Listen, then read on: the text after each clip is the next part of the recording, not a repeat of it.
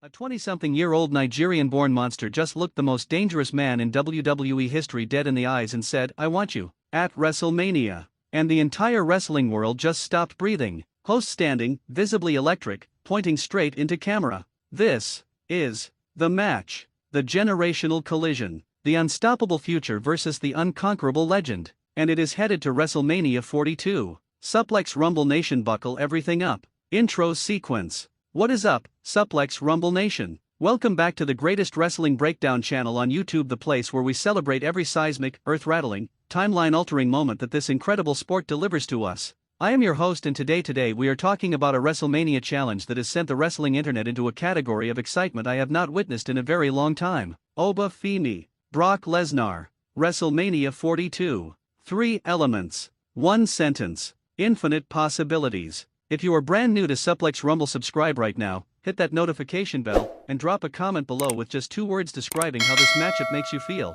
If you are already family, you know exactly what we are about to do. Let's go all the way in on this one. Obafimi, the making of a monster. Before we talk about the challenge itself, before we unpack the WrestleMania implications and the dream match potential and the generational storytelling at play here, we need to have the full Obafimi conversation. Because if you are going to truly appreciate why this challenge carries the weight that it does, you need to understand exactly who Obafimi is and why the entire wrestling world is talking about him as the most exciting emerging force in WWE today. Obafimi was born in Nigeria and represents something genuinely rare in professional wrestling, a physical specimen whose combination of size, athleticism, explosiveness, and natural charisma arrived in WWE essentially fully formed. There was no awkward developmental phase. There was no extended learning curve where the body was present but the performance lagged behind. From the moment Obafimi began appearing on WWE programming, the reaction was immediate and universal among those who follow wrestling closely. This person is something different. The size alone is conversation stopping. But size in professional wrestling is nothing without the ability to move, to connect,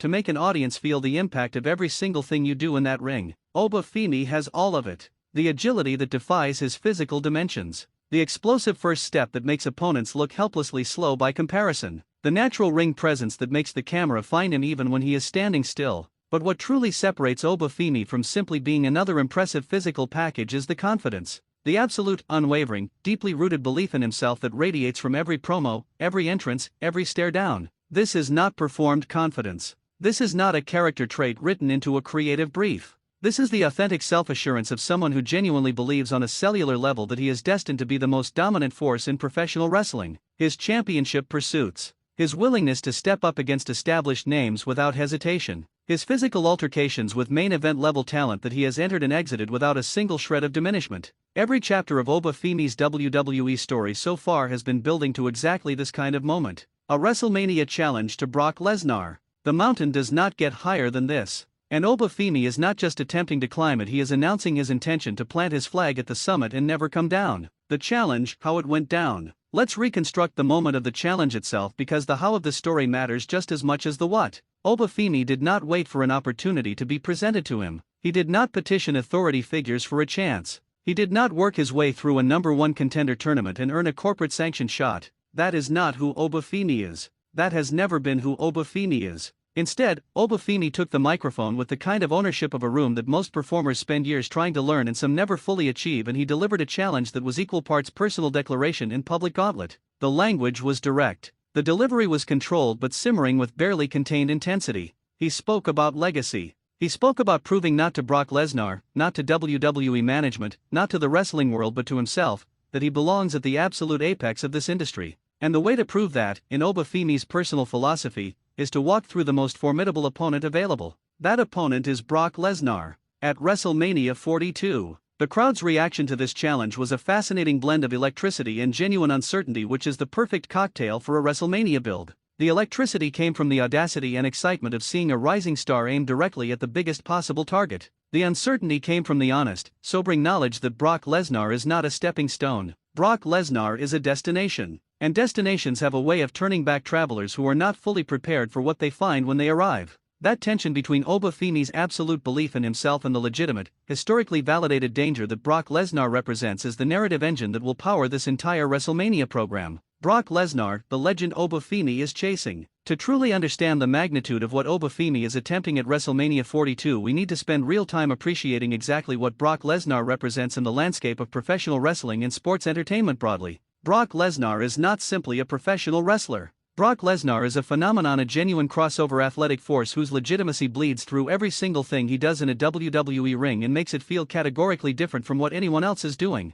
The credentials are staggering. A legitimate NCAA Division I national champion in amateur wrestling. A UFC heavyweight champion whose title victories came against elite mixed martial artists and validated his standing as one of the most genuinely dangerous human beings on the planet. A WWE career that has produced championship reigns, conquered streaks, and moments of destruction so comprehensive that entire generations of wrestling fans have constructed their understanding of what a dominant performer looks like around what Brock Lesnar does. He conquered the streak. He has defeated virtually every significant name WWE has placed in front of him. He operates on a schedule entirely his own, appearing when it matters most, delivering when the stakes are highest, and consistently exceeding whatever expectations the wrestling world sets for him. For Obafimi to call out Brock Lesnar for WrestleMania, the grandest stage in the entire industry, is to declare, in the most public and irreversible way possible, that he considers himself ready for the absolute ultimate test. Not a stepping stone toward that test. Not preparation for the test somewhere down the line. The test itself. Right now. At WrestleMania 42.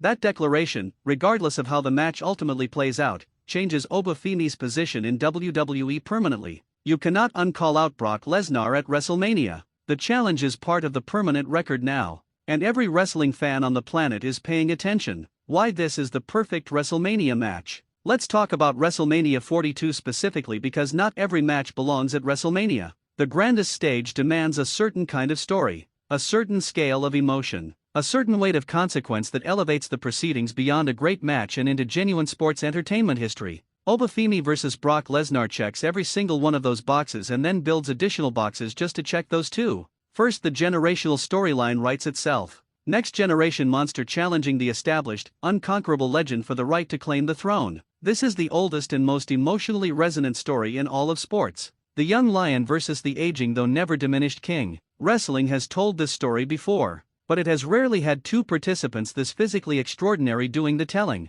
Second, the stylistic collision is a dream match analyst's paradise. Obafimi's explosive, youth-driven, physically dominant style crashing into Brock Lesnar's suplex-heavy, UFC-infused, terrifyingly legitimate destruction machine. How does a rising star's athleticism translate against Lesnar's specific brand of punishment? How does Lesnar adjust his approach to an opponent who, perhaps for the first time in years, matches him in the category of pure physical imposing presence? These are genuinely fascinating questions that only the match itself can answer.